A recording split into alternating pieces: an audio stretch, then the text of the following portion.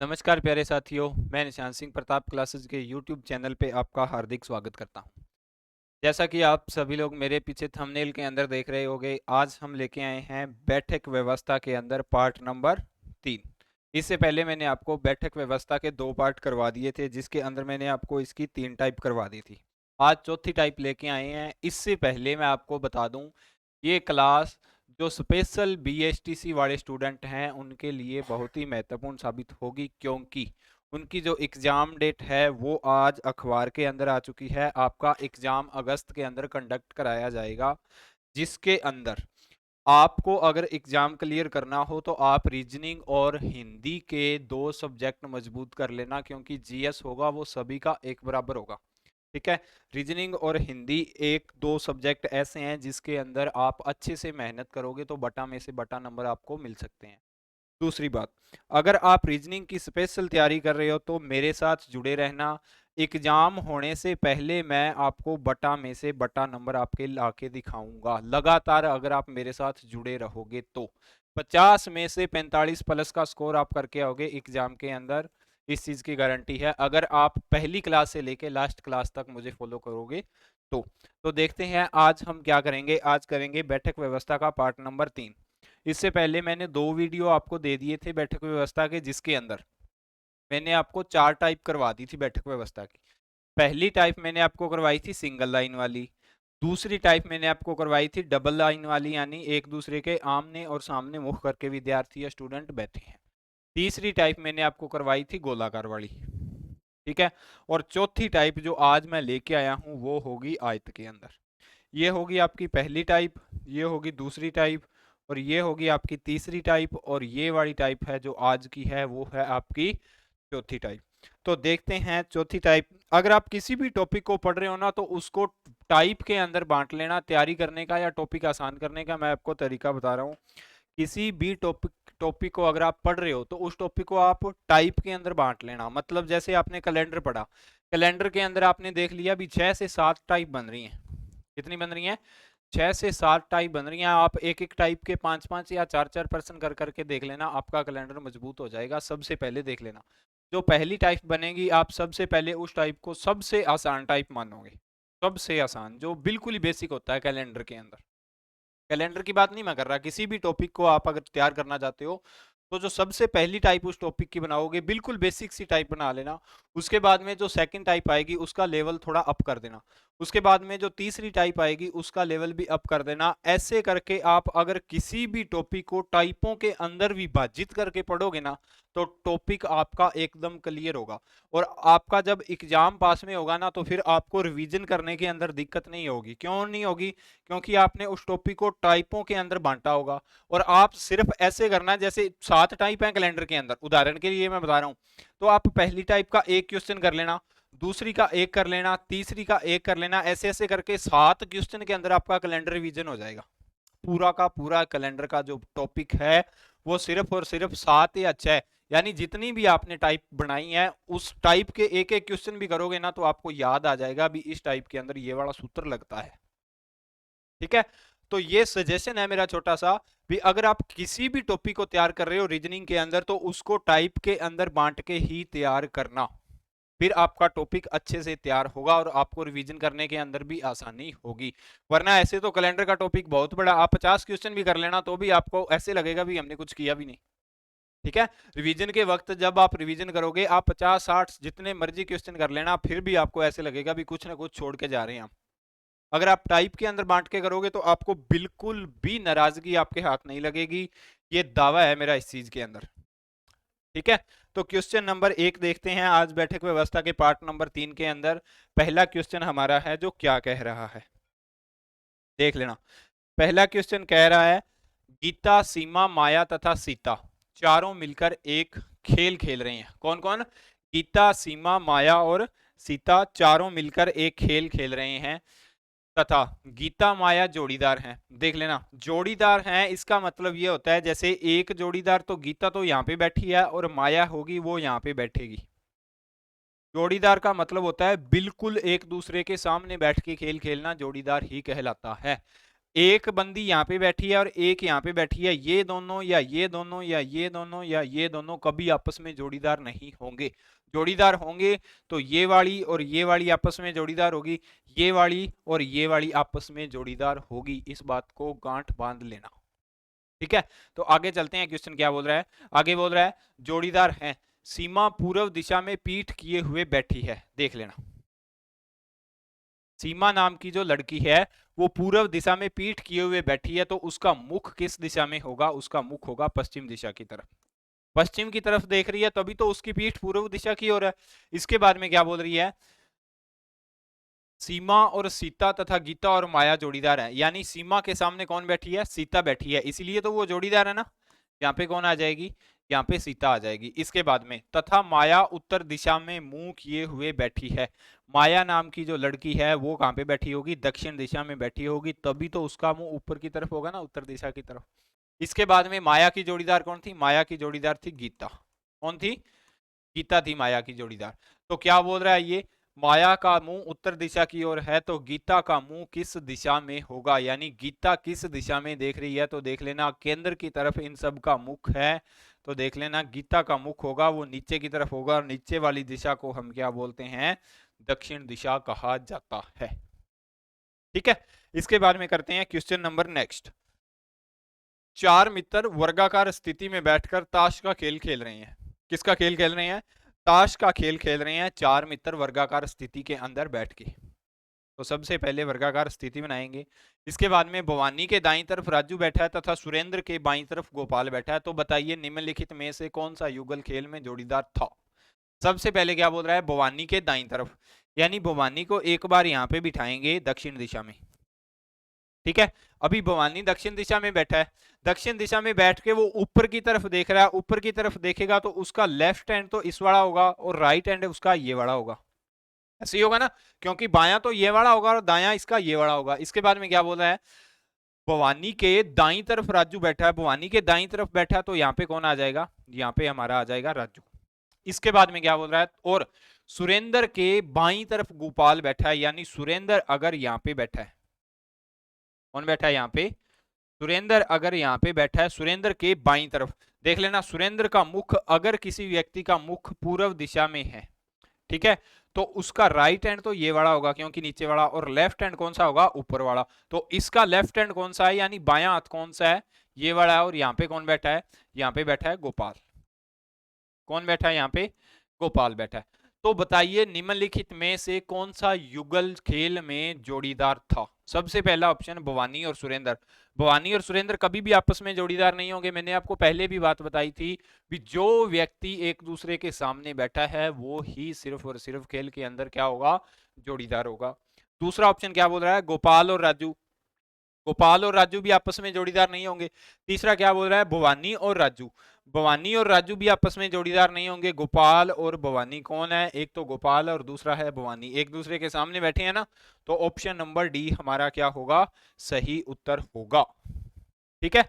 इसके बाद में देखते हैं question number next. Next question हमारा क्या बोल रहा है? दो महिलाएं और दो पुरुष कैरम खेल रहे हैं। ये सभी एक टेबल के चारों ओर उत्तर पूर्व दक्षिण पश्चिम दिशा में बैठे हैं। कोई भी महिला का मुंह है वो पूर्व दिशा में नहीं है। सबसे पहली बात, कैरम खेल रहे हैं चार बंदे, जिसमें से दो महिला और दो पुरुष है। क्या बोल रहा है? कोई भी महिला है उसका मुख पूर्व दिशा की ओर नहीं है। क्या समझे?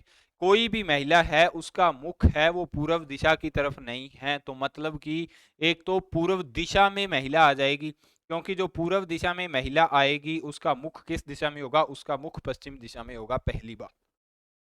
दूसरी बात क्या बोल रहा है? पूर्व दिशा में मुख नहीं है, एक दूसरे के विपरीत और जो भी व्यक्ति बैठे हैं वे समान लिंग के नहीं हैं। मतलब दूसरी बात का मतलब इसका यह है, एक दूसरे के विपरीत, यानी महिला के सामने महिला नहीं बैठ सकती, यानी महिला के जो बिल्कुल सामने विपरीत बैठा होगा वो महिला नहीं होगी। महिला के सामने कौन बैठा होगा? पुरुष बैठा होगा। तो दूसरी महिला को हम उठाएंगे यहाँ पे, ठीक है। तो दूसरी महिला को यहाँ पे बिठाया। अभी देख लेना, यहाँ पे फिर कौन आ जाएगा? यहाँ पे आ जाएगा पुरुष, और यहाँ पे भी कौन आ जाएगा? यहाँ पे भी आ जाएगा पुरुष आ जाएगा। तो क्या बोल रहा है? पुरुष का मुंह दक्षिण दिशा की ओर है, एक पुरुष का मुख दक्षिण दिशा में है, एक पुरुष का दक्षिण दिशा में है, तो पुरुष के सामने तो पुरुष नहीं हो सकता, तो इसलिए यहाँ पे पुरुष होगा ना। तो उसके बारे में क्या बोल रहा है कि और है तो बताइए महिलाओं का मुख किस दिशा में होगा। महिलाओं का मुख देख लेना, एक महिला तो पूर्व के अंदर बैठी है, उसका मुख तो हो रहा है पश्चिम की ओर। किस तरफ हो रहा है? पश्चिम की ओर। और एक महिला दक्षिण में बैठी है, उसका मुख किस तरफ हो रहा है? उत्तर की ओर। तो पश्चिम और उत्तर हमारा ऑप्शन नंबर सी। ठीक है, उम्मीद करता हूं आपको ये क्वेश्चन समझ में आया होगा। इसके बाद में देखते हैं क्वेश्चन नंबर नेक्स्ट। 7 मित्र A B C D E F G एक आयताकार मेज पर बैठे हैं, मेज के चारों ओर बैठे हुए हैं। ए के निकट सी नहीं है, जी और ई के मध्य दो कुर्सियों का अंतर है। बी डी के बाएं और दूसरा है, सी और डी के मध्य भी दो कुर्सियों का अंतर है। सी जी के दायां और दूसरा है तथा बी के बाईं ओर है। बी का 3 कुर्सियों से दूर है। ए से लेकिन एफ के निकट नहीं है, तो जी और एस के मध्य आपको बताना है कौन बैठा है। सॉरी, जी और सी के मध्य। सबसे पहले पुरुष कितने बैठे हैं आपको ये देखना होगा। पुरुष कितने बैठे हैं? पुरुष बैठे हैं 7। तो जब एक आयताकार स्थिति के अंदर 7 पुरुषों को आपको बिठाना हो तो एक बात देख लेना, इनको कैसे बिठाएंगे। पहली बात, एक पुरुष को आप यहाँ पे बिठाओगे, दूसरे को यहाँ पे बिठाओगे, तीसरे को यहाँ पे बिठाओगे, चौथे को यहाँ पे और पांचवें को यहाँ पे और छठे को यहाँ पे और सातवें को यहाँ पे बिठाओगे। क्या बोल रहा है? ए के निकट सी नहीं है, तो ए को 1 नंबर पे रखते हैं सबसे पहले। अगर इसकी पोजीशन क्वेश्चन के अंत तक जाते जाते चेंज होगी तो हमें करनी पड़ेगी। ठीक है। दूसरी बात ये क्या बोल रहा है? सी के निकट नहीं है, जी और ई के मध्य 2 कुर्सियों का अंतर है। किस किस के मध्य है? जी और ई के मध्य। अगर हम जी को यहाँ पे रखते हैं, जी को यहाँ पे रखते हैं पहली और दूसरी, और यहाँ पे कौन आ जाएगा? यहाँ पे आ जाएगा ई। ठीक है, हो गया ना, पहली और दूसरी कुर्सी होगी, इसके बीच में अंतर हो गया। इसके बाद में बी डी के बाएं और दूसरा है, बी है जो डी के बाएं और दूसरा है, यानी बी होगा वो यहाँ पे होगा और डी होगा वो यहाँ पे होगा। ये देख लेना, बी है वो डी के बाएं और कौन सा है? दूसरा है ना बाएं और, क्योंकि डी का मुख है वो दक्षिण दिशा की तरफ है। अगर किसी व्यक्ति का मुख दक्षिण दिशा की तरफ होगा तो उसका लेफ्ट हैंड ये वाला होगा, यानी ये पहला होगा और ये दूसरा हो गया। इसके बाद में क्या बोल रहा है? सी और डी के मध्य 2 कुर्सियों का अंतर है, यानी सी और डी के मध्य कितनी कुर्सियों का अंतर है? 2 कुर्सियों का। अगर हम सी को यहाँ पे बिठाते हैं तो भी 2 कुर्सियों का अंतर आ रहा है, अगर हम सी को यहाँ पे बिठाते हैं तो भी 2 कुर्सियों का अंतर आ रहा है। तो सबसे पहले सी को यहाँ पे बिठा के देखते हैं, क्योंकि इसके बाद में लिखा हुआ है सी जी के दाईं ओर से दूसरा है। सी है वो जी के दाईं ओर, यानी जी का मुख है वो पूर्व दिशा में है, तो ये उसका पहला हो जाएगा और ये उसका दूसरा हो जाएगा। तो एक बच गया, वो कौन बच गया? एफ। एफ को बिठा देंगे यहाँ पे। तो क्या बोल रहा है? जी और सी के मध्य कौन बैठा है? जी और सी के मध्य कौन बैठा है? जी और सी के मध्य बैठा है एफ। यही बोल रहा है ना, जी और सी के मध्य कौन बैठा है? तो यहाँ पे एक ऑप्शन आपको लिखना है एफ। इसके बाद में क्या बोल रहा है? Question number second. Question number second भी उसी पे आधारित है, तो सबसे पहले वो डायग्राम बनाएंगे। ए, यहाँ पे ई बिठाया था, यहाँ पे जी बिठाया था, यहाँ पे सी था, और यहाँ पे कौन था? यहाँ पे एफ था, यहाँ पे बी था, और यहाँ पे कौन था? यहाँ पे था डी। अभी देख लेना, ऐसे था ना क्वेश्चन। इसके बाद में क्या बोल रहा है? एफ किन 2 व्यक्तियों के मध्य बैठा हुआ है? एफ किन 2 व्यक्तियों के मध्य बैठा हुआ है? एफ बैठा हुआ है एक तो जी के मध्य, और दूसरा कौन है? एक तो सी है और दूसरा कौन है? जी है, ऑप्शन नंबर डी। फिर 3 नंबर क्वेश्चन उसी पे आधारित है, फिर आप वो डायग्राम बनाओगे। ठीक है, ए डी ई, यहाँ पे आप लिखोगे बी, यहाँ पे लिखोगे आप सी, और यहाँ पे लिखोगे एफ, और एक बच गया जी, उसको बिठा दोगे यहाँ पे। क्या बोल रहा है? बी और डी के मध्य कौन बैठा है? यानी ये रहा डी और ये रहा बी, इनके मध्य कौन बैठा है? इनके मध्य बैठे हैं ई भाई साहब। कौन बैठे हैं? ई भाई साहब, यानी ऑप्शन नंबर सी। इसके बाद में देख लेना, इसके बाद में करते हैं question number next. Question number next हमारा क्या है? निम्नलिखित प्रश्नों में, यानी निम्नलिखित प्रश्न 7 से 10 तक प्रश्न है, वो उनका एक ही डायग्राम बनेगा। सबसे पहले तो पहली बात, K L M P Q R S T एक वर्गाकार मेज के इर्द गिर्द इस प्रकार बैठे हैं कि उनमें से 4 वर्ग के चारों कोणों पर बैठे हैं, जबकि 4 चारों भुजाओं में प्रत्येक के बीच में बैठे हैं, चारों भुजाओं में बैठे हैं मतलब जो कोनों पर बैठे हैं उनका मुख बाहर की ओर है और जो भुजाओं के बीच में बैठे हैं उनका मुख मेज के केंद्र की ओर है। समझ में आ गया होगा क्वेश्चन। तो ये देख लेना, अगर आपको यहाँ पे 8 व्यक्ति बिठाने हैं, P K L M N Q R S T, 8 व्यक्ति बिठाने हैं, तो 1 2 3 4 5 6 7 और 8, 8 बैठ गए ना। क्या बोल रहा है, जबकि चारों और प्रत्येक भुजाओं के बीच में बैठा जो व्यक्ति कोणों पर बैठे हैं उनका मुख तो बाहर की तरफ है, यानी इसका मुख बाहर होगा, इसका मुख बाहर होगा, इसका मुख बाहर होगा और इसका मुख बाहर होगा। और जो भुजाओं के बीच में बैठे हैं उनका मुख किस तरफ होगा, उनका मुख होगा केंद्र की तरफ।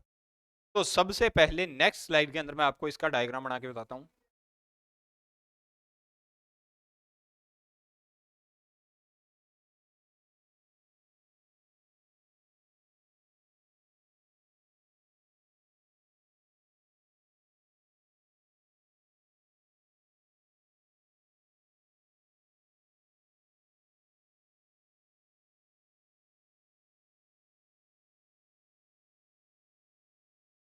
अभी देख लेना, क्वेश्चन को पढ़ेंगे, क्वेश्चन क्या बोल रहा है। क्वेश्चन हमारा बोल रहा है, देख लेना, ऐसे ही है ना, जो कोणों पे बैठे हैं उनका मुख तो बाहर की तरफ हो गया और जो केंद्र में बैठे हैं उनका मुख अंदर की तरफ हो गया। पी एस के दाएं ओर से तीसरे स्थान पर बैठा है। पी है वो एस के दाएं ओर से कौन से स्थान पे बैठा है, तीसरे स्थान पे बैठा है। तो सबसे पहले अगर हम पी को कहां पे बिठाएंगे, जो एस के दाएं ओर से तीसरे स्थान पे आ जाएगा, तो पी को एक बार यहां पे बिठाएंगे और एस के दाएं ओर से तीसरे स्थान पर है तो एस का पहला, दूसरा और तीसरा। एस उत्तर दिशा की तरफ देख रहा है तो देख लेना, पहला दाया, दूसरा दाया और तीसरा दाया। ठीक है, एस का मुख अंदर की तरफ है और पी का मुख किस तरफ है, पी का मुख केंद्र की तरफ है। इसके बाद में क्या बोल रहा है सेकंड लाइन के अंदर, एस का मुख केंद्र की ओर है, क्यू एम के बाएं को तीसरे स्थान पर बैठा है। यानी क्यू नाम का जो स्टूडेंट है वो एम के बाएं को तीसरे स्थान पर बैठा है, तो क्यू को अपन कहां पे बिठाएंगे, क्यू को यहां पे बिठाएंगे। एम के बाएं तरफ से तीसरे स्थान पर है तो एम को किस तरफ बिठाएंगे, एम को यहां पे बिठा देंगे। पहला, दूसरा और तीसरा, तीसरे स्थान पर है ना, पहला, दूसरा और तीसरा बाएं तरफ है, ये देख लेना। अगर क्यू का मुख इस तरफ कौन सी दिशा होती है, इस तरफ होती है पश्चिम दक्षिण दिशा, यही होती है ना। अगर कोई भी व्यक्ति, आप पश्चिम दक्षिण दिशा की तरफ ऐसे देख रहे हो तो आपका दायां हाथ ये वाला होगा, क्योंकि उसने बोला था जो व्यक्ति कोणों पर बैठे हैं उनका मुख बाहर की तरफ होगा। तो इसीलिए एम का मुख बाहर की तरफ है, इसलिए उसके दाएं भाग पर, बाएं भाग पर बैठा, सॉरी। इसके बाद में क्या बोल रहा है, एम भुजाओं के मध्य में नहीं बैठा है। तो एम कहां पे है, भुजाओं के मध्य में तो नहीं है ना, भुजाओं के मध्य में कहां पे है, एम कॉर्नर में है। इसके बाद में क्या बोल रहा है, क्यू व आर के बीच 7, केवल एक व्यक्ति बैठा है। क्यू और आर के बीच में केवल और केवल एक व्यक्ति बैठा है। कौन बैठा है क्यू और आर के बीच, एक तो क्यू है और एक आर है, आर के बीच में एक व्यक्ति बैठा है। अगर आर को अपन यहां पे बिठा दें तो क्या गलती है, क्यू और आर के बीच में एक व्यक्ति होगा ना, वो कौन होगा, वो होगा पी। ठीक है, इसके बाद में क्या बोल रहा है, क्यू और आर के बीच में एक व्यक्ति बैठा है, आर एम के बगल में नहीं बैठा। आर है वो एम के बगल में नहीं है ना, एम के बगल में एक तो एस बैठा और दूसरा खालिस्तान है, वो उस पर देखते हैं कौन बैठेगा। टी का मुख केंद्र की ओर है, के आर के बगल में नहीं बैठा है। के है वो आर के बगल में नहीं बैठा है, तो के का मुख कहां पे होगा, के है वो आर के बगल में नहीं बैठा, तो के को एक बार यहाँ पे बिठा देंगे। उसके बाद में ये क्या बोल रहा है नेक्स्ट स्लाइड के अंदर, टी का मुख है वो केंद्र की ओर है, यानी टी का मुख वो केंद्र की ओर है तो टी को यहाँ पे बिठा देंगे, क्योंकि केंद्र वाला तो एक ही बचा ना यहाँ पे, यही बच रहा है केंद्र की तरफ मुख करने वाला। इसके बाद में बच कौन सा गया, कॉर्नर पे कौन बैठेगा, एक बच रहा है वो आ जाएगा कॉर्नर पे, परंतु आर के बगल में नहीं है। ये देख लेना, टी का मुख केंद्र की ओर है, केंद्र की ओर कर दिया, के आर के बगल में नहीं है तो के को कहां पे बिठाया, आर के बगल में नहीं बिठाया, इसको यहाँ पे बिठाया। इसके बाद में एक बच गया, कौन सा बच गया वो देख लेना, एल बच गया, तो एल की जगह कहां पे हो जाएगी, यहाँ पे हो जाएगी। ये हमारे बैठ गए 8 के 8 व्यक्ति। यानी जो एल है, पी है, एम है और के है, इनका मुख तो है बाहर की तरफ। मैं यहाँ पे आपको लिख ही देता हूं, एल, पी, एम और चौथा कौन सा है, के, बाहर देख रहे हैं, बाहर देखते हैं। और कौन सा बच गया, आर, टी, क्यू और एस। आर टी क्यू और एस अंदर की तरफ देख रहे हैं। समझ में आई बात? इसके बाद में देख लेना क्वेश्चन नंबर 1 हमारा क्या कह रहा है। एल के संबंध में एम का स्थान कौन सा होगा, यानी एल कहां पे है, एल ये रहा, एल के संबंध में एम का स्थान दाएं को तीसरा, यानी एल का अगर मुख, ये कौन सी दिशा हो जाएगी, ये हो जाएगी हमारी उत्तर और पश्चिम दिशा, उत्तर पश्चिम दिशा की तरफ। मैं अगर उत्तर पश्चिम दिशा की तरफ देख रहा हूं तो मेरा दायां ये वाला होगा ना। तो क्या बोल रहा है पहले के अंदर, दाएं को तीसरा, तो दाएं को तीसरा तो नहीं होगा, नहीं होगा ना दाएं को तीसरा, क्योंकि एल का दाएं को तीसरा कौन होगा, 1 2 और 3, दाएं को तीसरा होगा क्यू, ये कौन होगा, क्यू। एम व एल एक दूसरे के सामने तिरछे बैठे हैं, एम व एल है वो एक दूसरे के सामने तिरछे नहीं बैठे हैं। कौन बैठा है, एल एम के सामने के बैठा है। इसके बाद में दाएं को दूसरा, ई दाएं को पांचवा है, दाएं को दूसरा है, कौन है, दाएं को दूसरा है, तो दाएं को दूसरा तो नहीं है, दाएं को दूसरा कौन हो जाएगा, दाएं को दूसरा तो होगा पी। इसके बाद में बाएं को दूसरा कौन है, बाएं को दूसरा होगा, देख लेना एल का मुख है वो उत्तर पश्चिम दिशा की तरफ है, उत्तर पश्चिम दिशा की तरफ जिस व्यक्ति का मुख होगा उसका लेफ्ट हैंड ये वाला होगा और राइट हैंड ये वाला होगा। तो एल का मुख उत्तर पश्चिम दिशा की तरफ है, तो देख लेना बाएं को दूसरा ही है ना, बाएं को पहला तो टी आ गया और दूसरा कौन आ गया, एम आ गया, तो ऑप्शन नंबर डी हमारा क्या हो जाएगा, सही हो जाएगा। तो नेक्स्ट क्वेश्चन इसी पे आधारित है। सबसे पहले इसको डायग्राम को यहाँ पे बनाएंगे, हर एक स्लाइड के अंदर मैं आपको ये डायग्राम बना के दिखाऊंगा।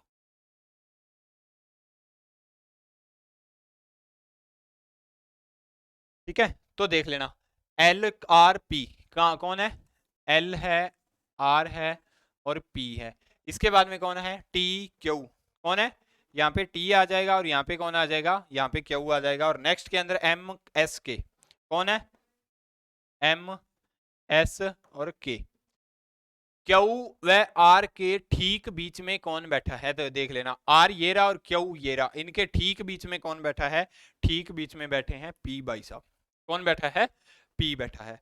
तो नेक्स्ट स्लाइड के अंदर आपको फिर मैं ये डायग्राम बना के दिखाऊंगा, क्योंकि आप जितनी बार डायग्राम की प्रैक्टिस करोगे उतना ही आपके लिए अच्छा होगा। 1 2 3 और 4, क्या है, L R P, L R P और क्या है, क्यू और टी, यहाँ पे टी आ जाएगा, यहाँ पे आ जाएगा क्यू आ जाएगा। इसके बाद में एम एस के, यहाँ पे एम, यहाँ पे एस और यहाँ पे क्या आ जाएगा, के आ जाएगा। अभी क्या बोल रहा है, यदि के को विपरीत दिशा में बिठाया जाए तो उसके दाएं बगल में कौन बैठा होगा, यदि के को विपरीत दिशा में, यानी के का जो दाएं बगल में, ये देख लेना के को यहां से उठा के एल के स्थान पे यहाँ पे के को बिठा दिया जाए उदाहरण के लिए, यदि के को विपरीत दिशा तो इसकी यही होगी ना, यही विपरीत होगी, तो इसके बाद में उसकी दाई बगल में कौन बैठा होगा। अगर के को यहाँ पे बिठाया जाए तो के का मुख उत्तर पश्चिम दिशा की तरफ हो जाएगा कि नहीं हो जाएगा, हो जाएगा। मैंने आपको पिछली स्लाइड के अंदर बताया था भी, जो व्यक्ति उत्तर पश्चिम दिशा की तरफ देख रहा है उसका लेफ्ट हैंड ये वाला होगा और राइट हैंड ये वाला होगा। तो इसने क्या बोला है, के को विपरीत दिशा में बिठाया जाए तो उसके दाएं बगल में कौन बैठा होगा, तो दाएं बगल में कौन हो जाएगा, और दाएं बगल के अंदर कौन हो जाएगा, हमारा आर हो जाएगा। Question number next, next question के अंदर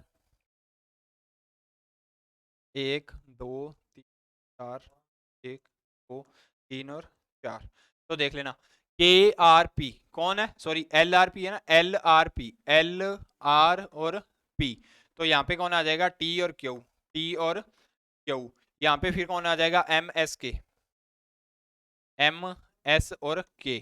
अभी ये क्या बोल रहा है नेक्स्ट स्लाइड के अंदर, मैं देख, इसके बारे में क्या बोल रहा है, निम्नलिखित 5 में से 4 किस प्रकार समान हैं इसलिए उनका एक समूह बनता है, वह एक कौन सा है जो उस समूह में नहीं आता। देख लेना निम्नलिखित में से 5 में से 4 किसी समान, किसी से किसी प्रकार से समान है, निम्नलिखित में से 4, यानी निम्नलिखित में से 4 कौन से समान है, जिनका किसी भी समूह के साथ कोई भी लिंक नहीं है। तो इसके अंदर आपको बताना है कौन सा नहीं आता, तो इसके अंदर आपका ऑप्शन हो जाएगा, देख लेना एल एम के पी आर, तो इसके अंदर आपका ऑप्शन कौन सा हो जाएगा, एल भी आ रहा है, उसके बाद में एम भी आ रहा है, क्योंकि ये देख लेना एल का मुख भी बाहर की तरफ है, एम का मुख भी बाहर की तरफ है, उसके बाद में के का मुख भी बाहर की तरफ है और पी का मुख भी बाहर की तरफ है। इसके बाद में आर है, आर का मुख केंद्र की तरफ है, तो आर इसका क्या हो जाएगा, सही उत्तर हो जाएगा। देखते हैं नेक्स्ट स्लाइड। तो ठीक है मेरे प्यारे दोस्तों, ये थी आपकी आज की क्लास। अगर आपको क्लास अच्छी लगती हो तो क्लास को लाइक करें, शेयर करें अपने दोस्तों के साथ। अगर आप प्रताप क्लासेस के यूट्यूब चैनल पे नए हो तो चैनल को सब्सक्राइब करें, बेल आइकन के घंटे को इम्प्रेस कर लें ताकि हमारी आगे आने वाली क्लासों का नोटिफिकेशन आप तक मिलता रहे। तो इसी के साथ आपका जो बैठक व्यवस्था का चैप्टर है वो मैंने आपको करवा दिया है 3 क्लास के अंदर, जिसके अंदर आपकी टाइप बनी है टोटल 4। इतनी टाइप को आप तैयार कर लेना, बीएसटीसी के अंदर एक भी क्वेश्चन बाहर नहीं जाएगा, दावा है ये मेरा इन 4 टाइप से। ठीक है, तो मिलते हैं कल इसी चैप्टर या रीजनिंग के अंदर नेक्स्ट चैप्टर की क्लास के साथ। तब तक के लिए जय हिंद, जय भारत।